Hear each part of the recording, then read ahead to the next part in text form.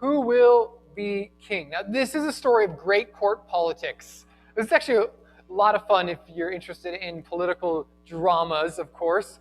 Different parties are vying for the thrones. This would put those large book series and television shows that deal with people fighting for the control of the kingdom. They put them all to shame. This is what's happening here. Who will be king after David? But of course, we know this is the book of Kings, like 1st and 2nd Samuel, is not just a historical book, it's a theological book. Everything written is supposed to be telling us about God. And so, it's the more important question is not who will be king, but who will be Yahweh's king?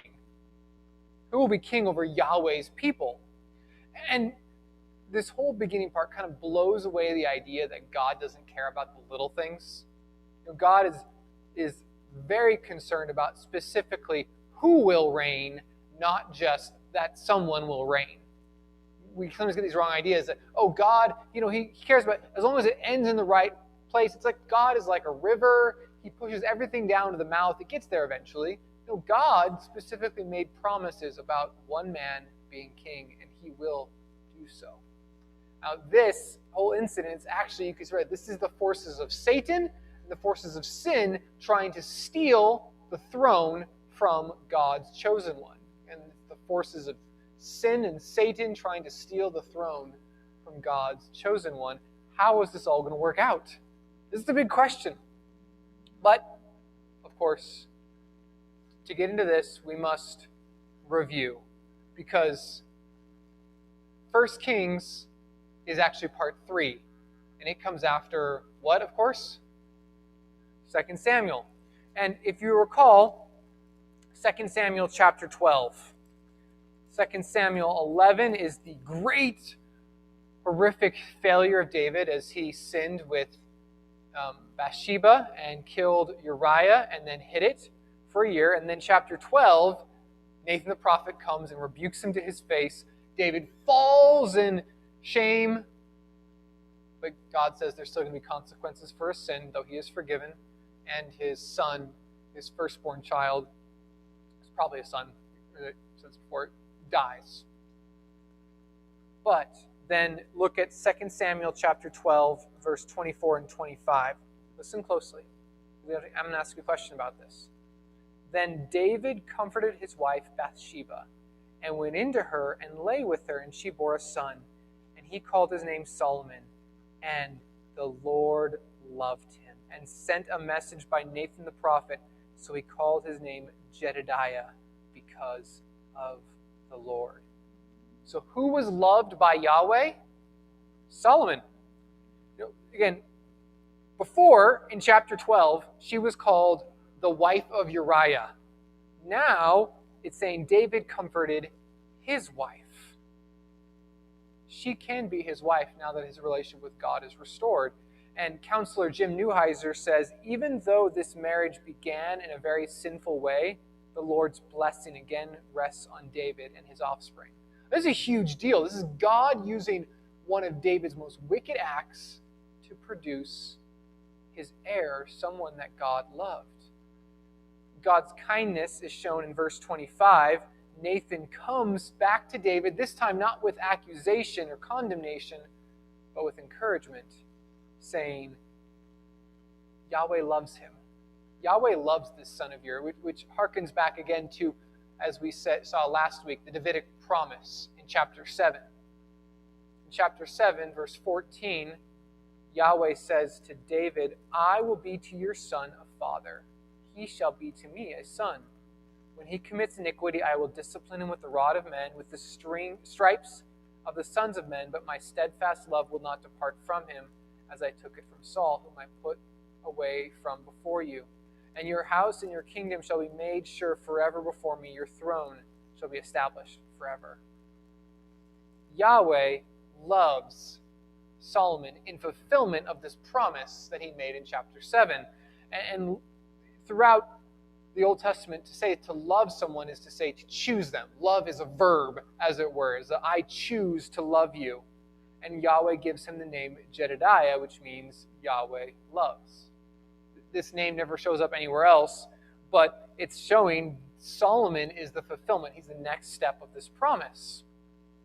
Now, the rest of the book of 2 Samuel is showing how they are trying to attempt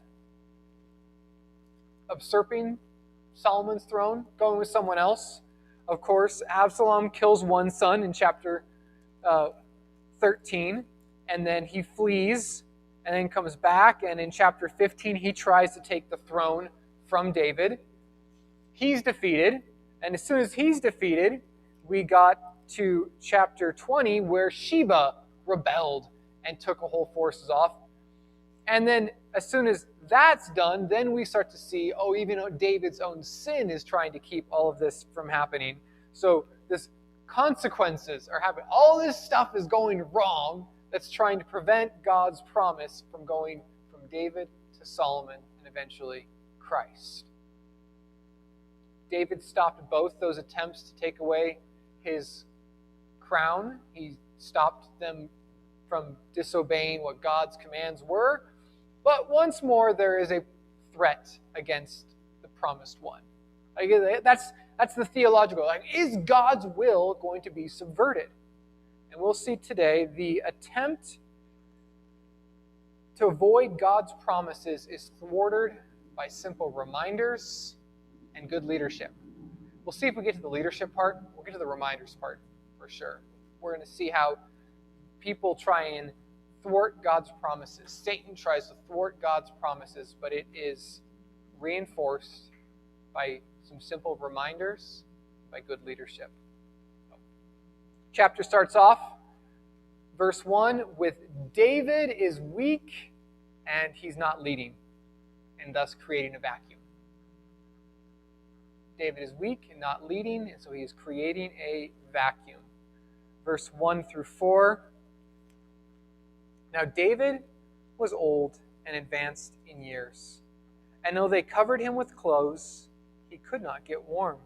Therefore his servants said to him, Let a young woman be sought for my lord the king, and let her wait on the king and be in his service. Let her lie in your arms, that my lord the king may be warm.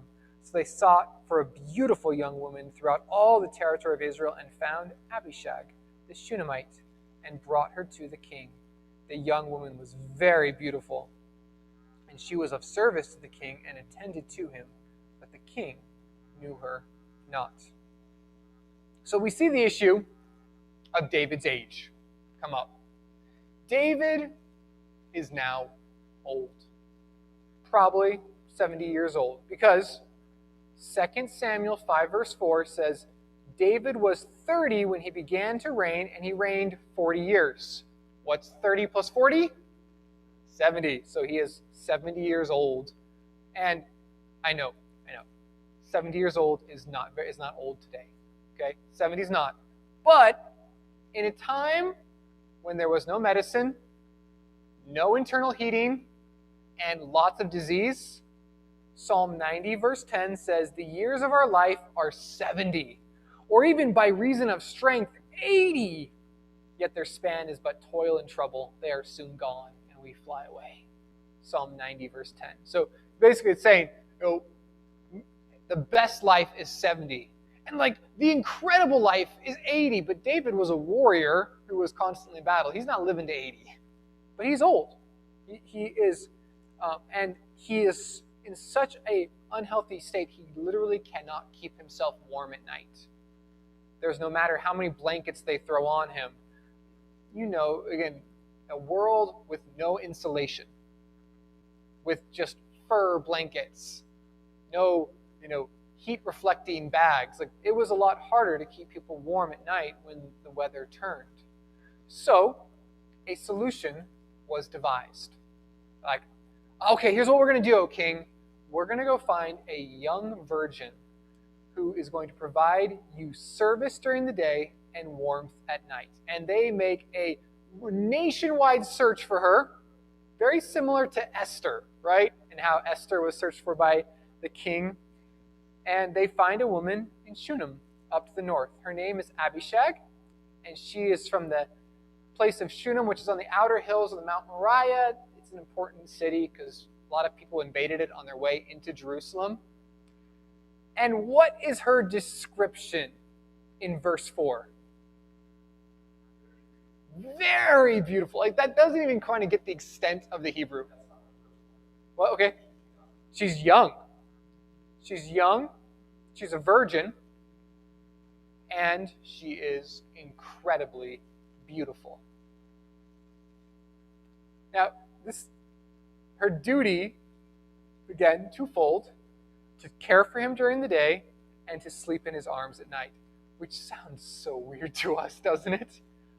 Again, different world. We got to remember, up until even like the early years of American history, everyone slept in the same bed at nighttime.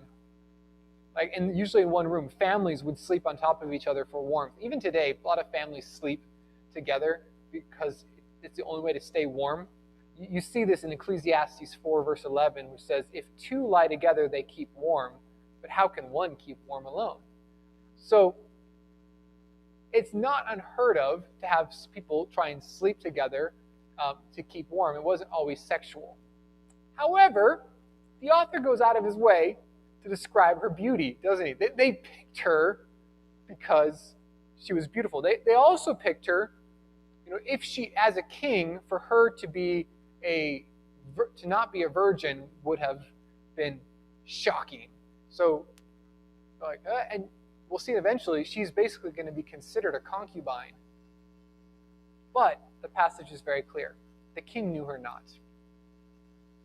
They had no sexual relations. So, again, there's a lot of people make jokes back and forth. There's a lot of debate about it. But the text is just clear. Their goal was to keep him warm, and David did not know her intimately. But the whole point is to show out that David is very old, being cared for by this woman, as this old wood carving shows. David has served very well in his 70 years of life. I recently read about, it was a little illustration about time spent in 70 years' life. It says if you lived to 70, you would have spent 20 years of your life sleeping, probably 20 years of your life working, 6 years eating, 7 years playing, 5 years dressing yourself over 70 years. 1 year, yeah, I know. Well, it might add up. Maybe it'll take you a little longer as you get older. 1 year on the telephone. I'm pretty sure that's probably back when people just talked on the phone. Maybe now people are always on their phones much longer. 5 months tying your shoes. 5 months over 70-year life just tying your shoes. And 2.5 years doing other things added up. What? I don't know. Yeah, I don't know. Brushing your teeth? Yeah, probably brushing your teeth. David did a lot of good things in his 70 years, right? What are some good things David did in his 70 years?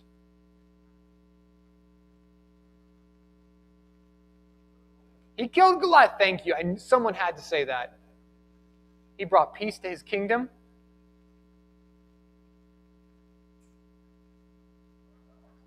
He brought the ark. He had a lot of kids. David almost, though, didn't do perhaps what was one of his most important jobs, though, in those 70 years. He did not prepare for his death and the transition, passing it on. Remember, we learned about Barzillai back in 2 Samuel 19, the man who said, hey, I'm too old. I don't need your honors. Let me focus on honoring my son. Take care of my son. Age comes to us all. And David's mistake here is he did not prepare for his death. And so his son and others try and make decisions for him. I had a pastor friend, I still do actually, he's a pastor friend of mine in the area. He encourages everyone to be very specific about their funeral plans and arrangements, especially so that if they die and they communicate that to their children won't fight over it. He's like, I've seen too many families tear each other apart about because it wasn't clear what mom wanted or what grandma wanted when she died. And that's a good application, good thing to think of, preparing for it. I suggest that actually God's calling is much greater for each and every person? Psalm 71:18 says, "Even to old age and gray hairs, O God, do not forsake me until I proclaim your might to another generation, your power to all those to come." Psalm 71:18 says, the purpose of old age is to proclaim God's greatness to the next generation, which includes the discipleship of others.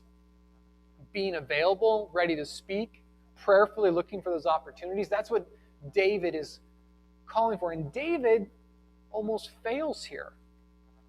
David did not speak when his voice was so needed, and it almost brought disaster, as we'll see.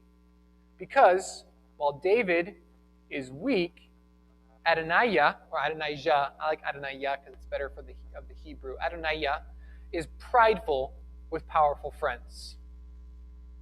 David is feeling weak. Adonijah is everything that David is not, and he thinks he will be king. Verse 5 and 6. Now Adonijah, the son of Haggith, exalted himself, saying, I will be king.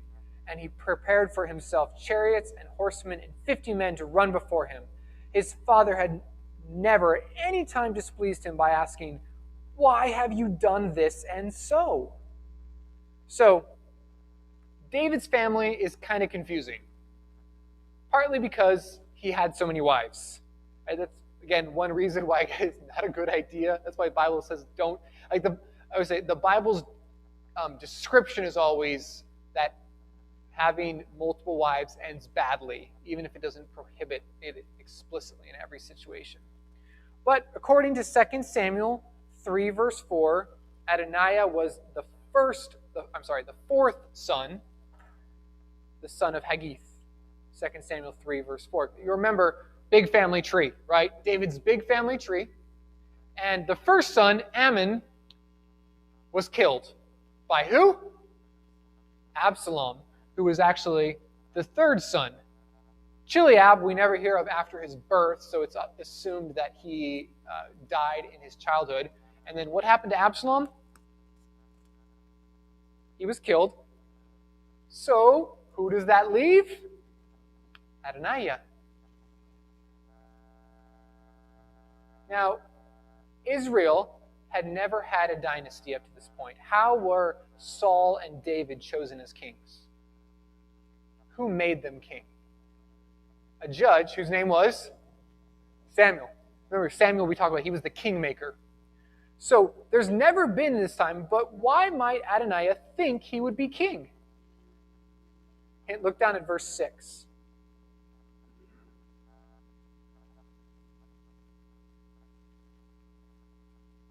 He was also a very handsome man and was born next to Absalom. Why might Adonijah think he would be king? He's next in line. Okay.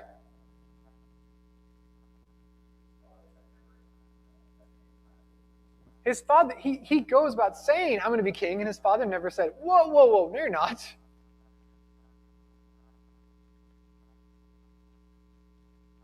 How did the nations around them, how have nations always handled who would be next in line for the throne? By the lineage, yeah. That's what everyone does.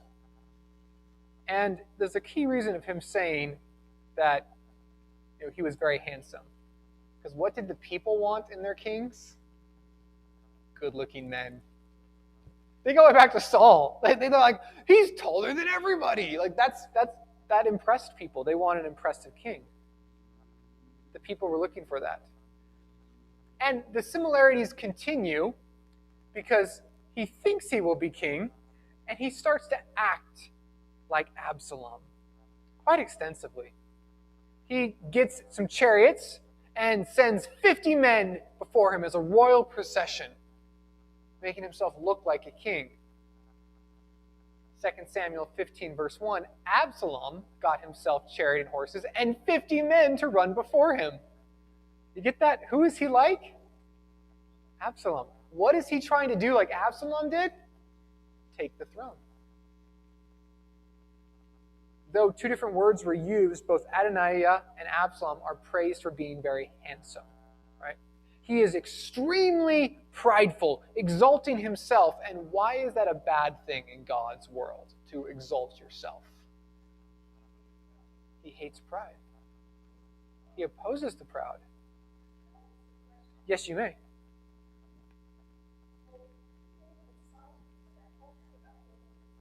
Yes.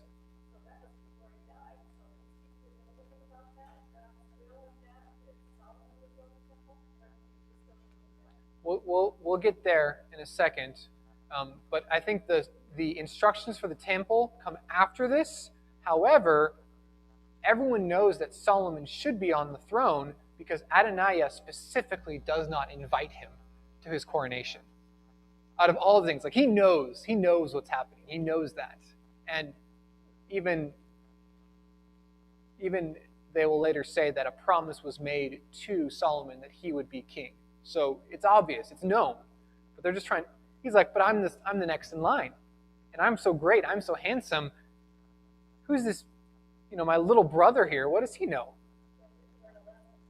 He didn't.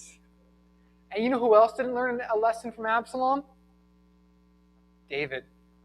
What did David not do? He never says anything. Yeah. Proverbs 19:18. Discipline your son, for there is hope. Do not set your heart on putting him to death. Discipline your son, or you will set him on a path towards death, which is exactly what happens. Proverbs 23:13. Do not withhold discipline from a child. If you strike him with a rod, he will not die. David has been a really bad father. And the narrator is basically trying to connect the situation here all the way back to 1 Samuel chapter 3. Remember Eli's son Hophni and Phinehas, who were doing evil and Eli failed to correct them? David's son is now doing wicked and he's failing to correct him. And Adoniah becomes self-absorbed and self-promoting. And since his father didn't do anything, say one thing or the other, he goes and secondly gets the support of some powerful friends. Verse 7 and 8. He conferred with Joab, the son of Zeruiah, and with Abiathar the priest, and they followed Adoniah and helped him. But Zadok the priest and Benaiah the son of Jehoiada and Nathan the prophet and Shimei and Ray and David's mighty men were not with Adoniah. Okay, you're noticing something that's developing here. So he goes and gets counsel from basically the people who will tell him what he wants to hear, right? It's a danger that happens in every generation. Back in 2 Timothy 4, verse 3, Paul warns about the time is coming when people will not endure sound teaching, but will have itching ears. They will accumulate for themselves teachers to suit their own passions. 2 Timothy 4:3. We've got to be so careful about getting counsel and conferring with people who will tell us what we want to hear. They approve of him, though. Adoniah is everything David is not right now. He is a vigorous would-be king. He has ambition. He has style. He has image, and he's position. And now they are giving him their support. We know Joab, of course, the son of Zeruiah, is the general who took Jerusalem. He defeated Saul's army. He defeated Absalom's army. And he ignored David again and again. He's the one who ruthlessly murdered Abner and Amasa so that he could retain his power and authority. But he is the leader of the Israelite army. So he's a good ally to have. And what is good to have besides the military, but the religious? Have the church behind you. And he has Abiathar. Abiathar has helped David extensively over the years. He's been a good man who's been with David since the time when he was fleeing David. However, he's not the only priest at the time. It's Abiathar and Zadok. And Abiathar is a descendant of Eli. And do you guys remember what God said would happen to Eli's house? Eli sinned in not rebuking his sons. So Yahweh said that his house would be cut off from the priesthood. He still has a great-great-grandson sitting on the throne, or on the ephod. And so it was like, this doesn't look so good that this man is supporting this. This man is supporting Adoniah. But we have actually two groups forming then. Look in verse 8. Who is not supporting Adoniah's claim on the throne? Zadok, Nathan the prophet, Adoniah, Benaniah. Yeah, whoever they are. Part of David's mighty men. They're part of the bodyguard. So, again, this goes back to what you were asking, Martha. There's a reason there are two groups forming, because some of the groups are like, hey, you're not supposed to be king. If he was the obvious next in line, you wouldn't see a division. But people know, wait a second, this is not God's will. Zadok, Nathan have the religious support. Benaniah is over David's bodyguard, along with the men Shimei and Ray are part of the mighty men. So you have religion and the main army on one side, and religion and the special army on the other side. And even without having a united front, Adoniah decides he will make himself king. Verse 9 and 10. Adoniah sacrificed sheep, oxen, and fattened cattle by the serpent's stone, which is beside En Rogel, and he invited all his brothers and the king's son and all the royal officials of Judah. But he did not invite Nathan the prophet or Benaniah or the mighty men or Solomon, his brother. Again, you got to feel the intrigue here, because this is so much like what we saw before, because David has no idea what's going on. He heads out with guests to a place outside of Jerusalem called the Serpent Stone, or perhaps it should be translated the Sliding Stone. It's a place that was known outside of En Rogel, which is just southeast of Jerusalem. There, he offers a bunch of sacrifices, just like Absalom did. In 2 Samuel 15:7, Absalom says to David, "Let me go and pay my vow, which I vowed to the Lord in Hebron." So he asks, let me go. And then he brings all these people. He invited all these people, and he offers sacrifices and says, "Say when I am there, Absalom is king." Well, what happens here? He does the same thing. He brings them together. He offers sacrifices and tells people to say Adonijah is king. He invites not just royal officials, but he invites all his other brothers so that they could give up their claim to the throne and say, yes, my oldest brother gets it.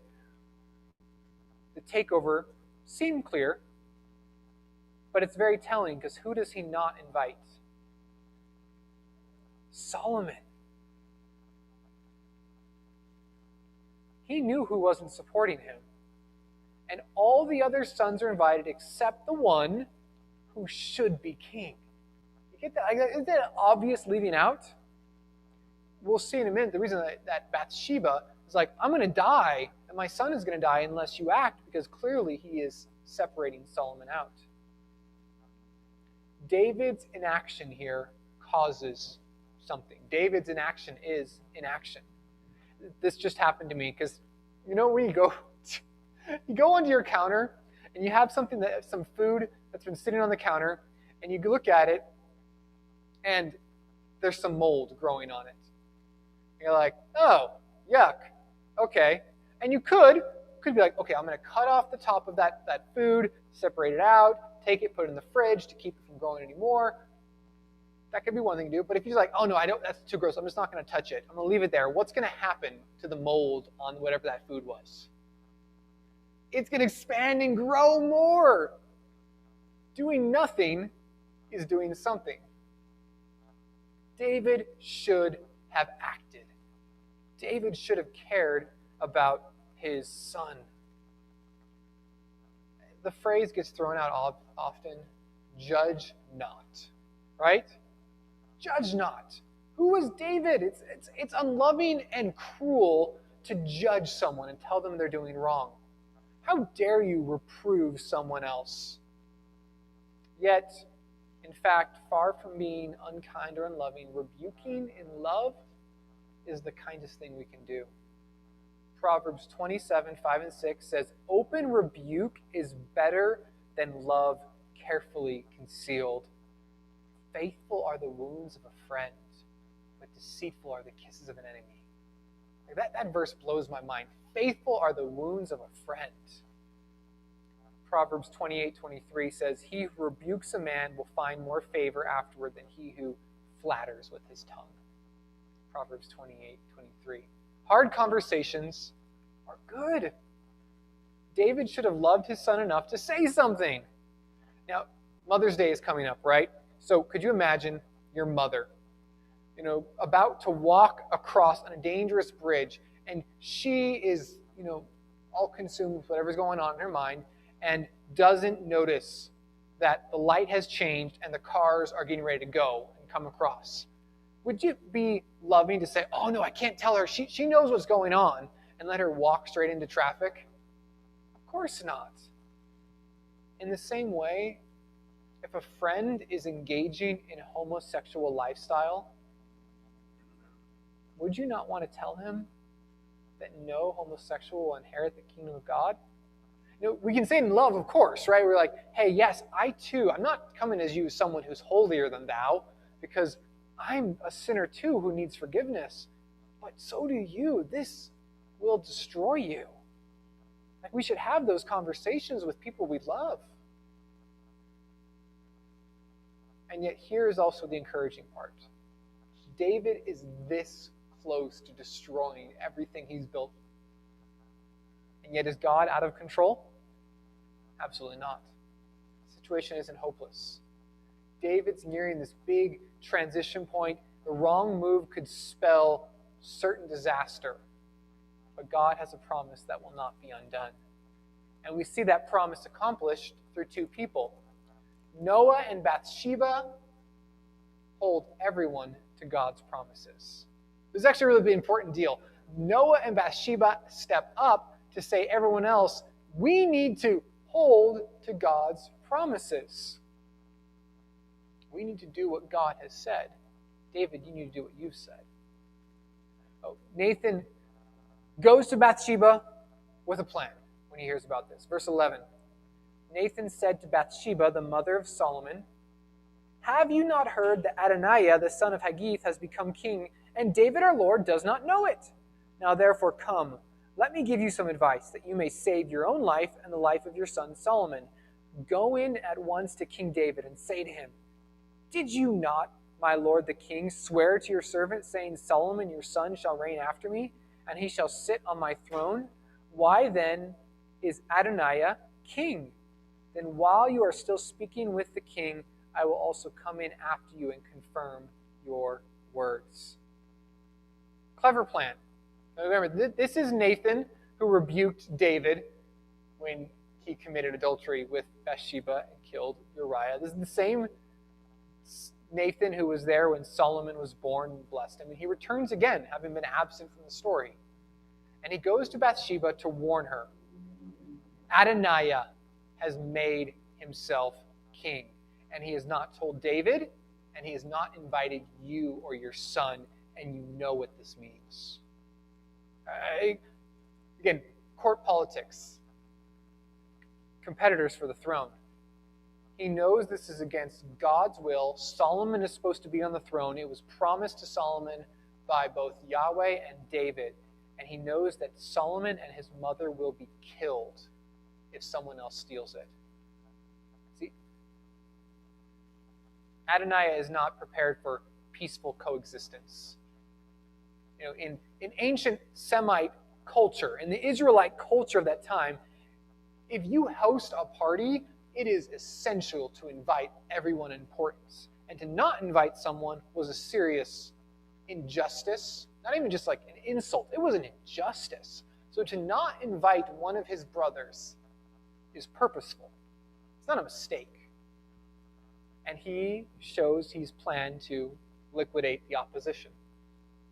So Nathan says, you have to go to David now.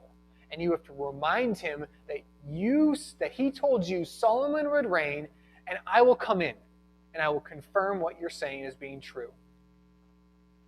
The wife and the prophet agree to go and convince David to act. She listens to him, and then, of course, goes to David with her plea. Verses 15 through 21. So Bathsheba went to the king in his chamber.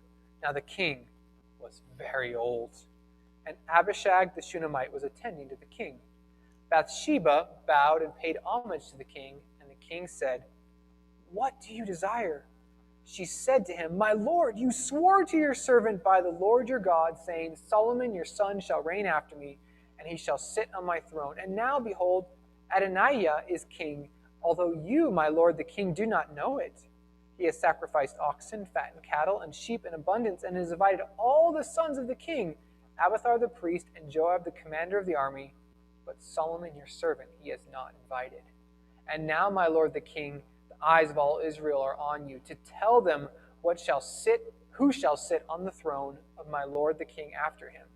Otherwise it will come to pass, when my lord the king sleeps with his fathers, that I and my son Solomon will be counted offenders." So she enters David's chamber, and once more the narrator points out David is old, and he's weak. And this will be important because David has been unable to do anything, and yet the act of his wife and his prophet will cause him to engage. The woman who David was once willing to commit adultery and murder over now goes and finds him in the care of a younger woman. It's the life of a queen in Israel, right? Like, okay, yeah. This younger woman is caring for him. She honors David by speaking to him and bowing down before him, but then gets straight to the point, saying, "You promised Solomon to be on your throne. Go back. You promised Solomon to be on your throne. However, Adoniah has made himself king without you even knowing." Any guesses, though, where in the Bible, where in Samuel, did we read that promise that Solomon would be king? Perhaps you could say, oh yeah, it was back in chapter 12, when Solomon was born and God loved him. But it's not ever explicitly said to Bathsheba, so sometimes you'll read commentators who are like, oh, Bathsheba's trying to pull a fast one on poor old David. However, after this, David makes clear to his son that even calling his name Solomon came from Yahweh. If you want to, hold your finger here and go to 1 Chronicles chapter 22. 1 Chronicles 22, it's giving us a slightly different part of the story because it's focusing more on God's role in bringing about the promises. In 1 Chronicles chapter 22, verse 6,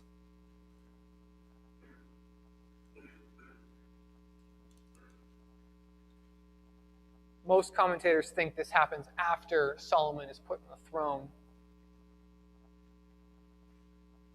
Then Solomon, 1 Chronicles 22:6, then David called for Solomon his son and charged him to build a house for the Lord, the God of Israel.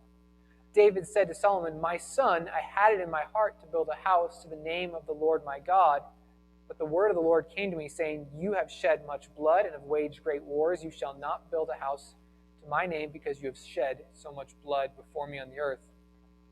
Behold, a son shall be born to you who shall be a man of rest. I will give him rest from all the surrounding enemies, for his name shall be Solomon. And I will give peace and quiet in Israel all his days. He shall build a house for my name. He shall be my son. I will be his father, and I will establish his royal throne in Israel forever. So 2 Samuel said David named him Solomon. But who does 1 Chronicles tell us told David to name him Solomon? God. And he said, this is the child I'm going to make the king. So before he was even named, before he was born, David knew who would be the next king. Back in 1 Kings, Bathsheba reminds David, King, all the nation is looking to you. You decide. You are still king. Don't let Adoniah just take over. She is acting the part of so many godly women throughout the Bible who call men to lead and to act and to serve God well. And she pleads for her own safety and the safety of her son, knowing that they will be killed if this is allowed to continue.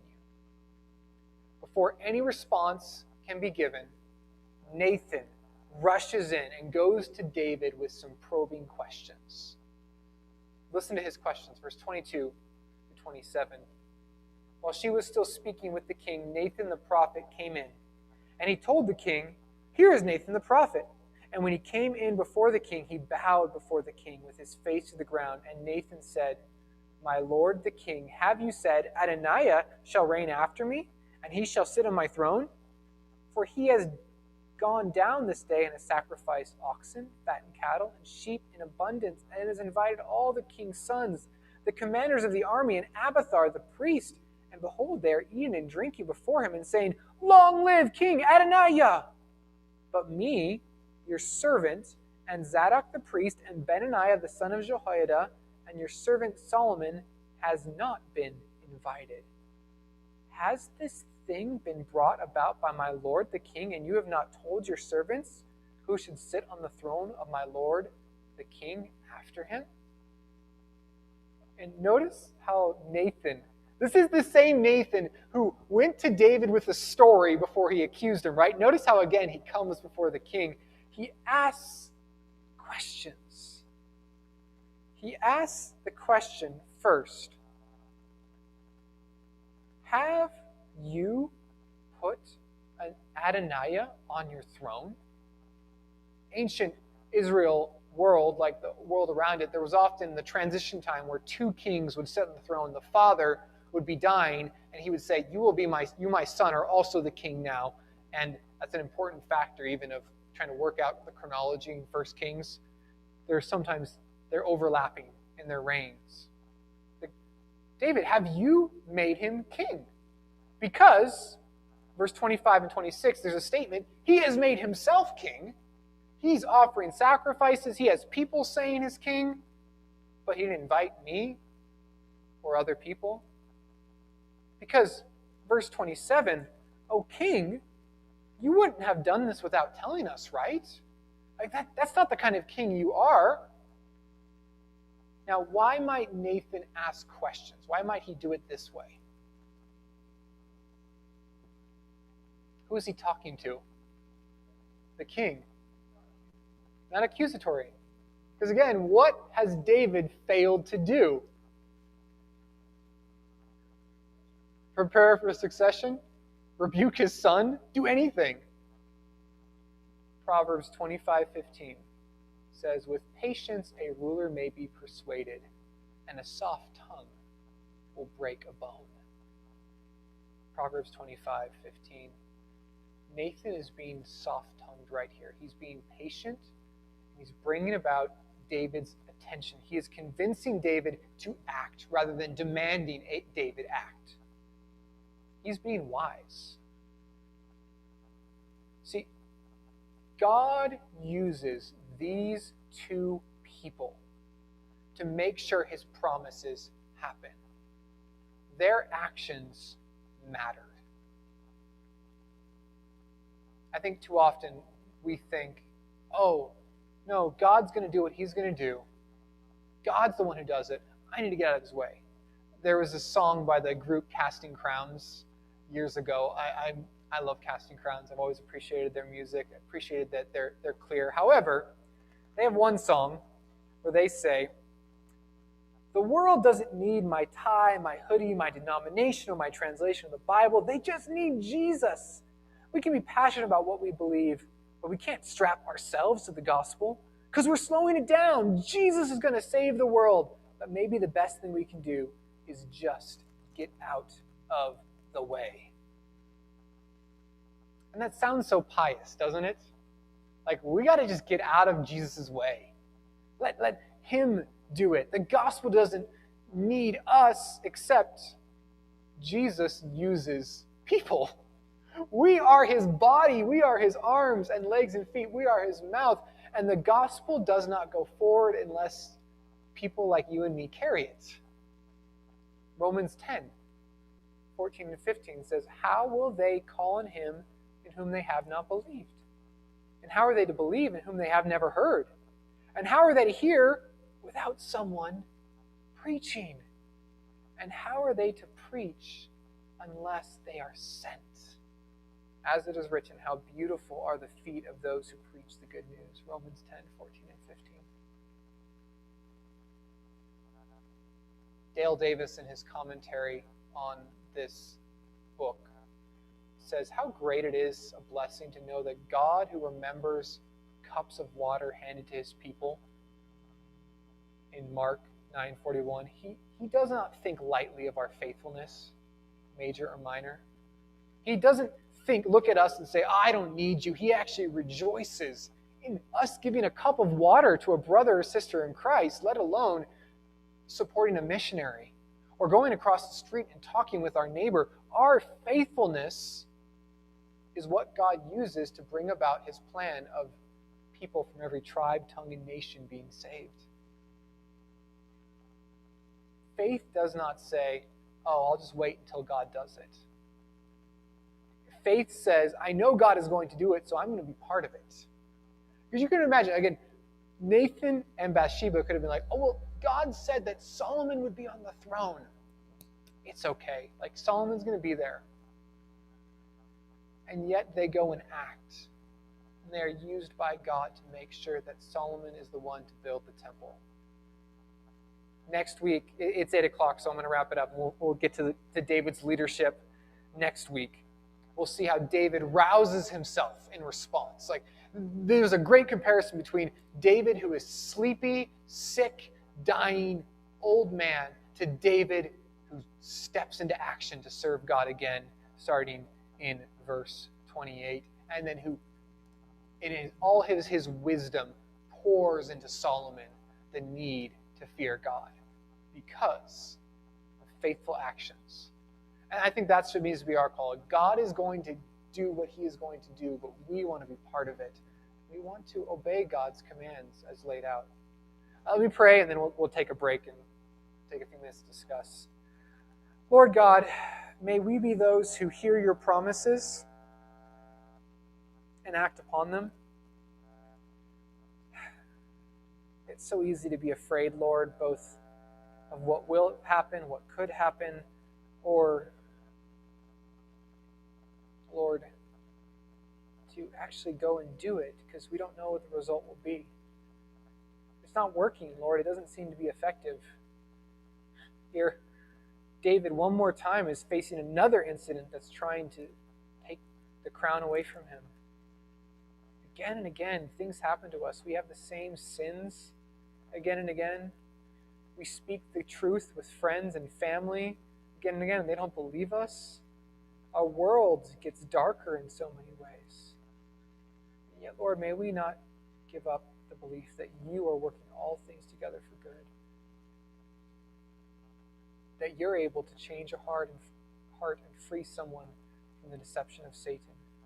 So may, Lord, we be able to trust that and believe that. The praise of your name, Jesus. Amen. So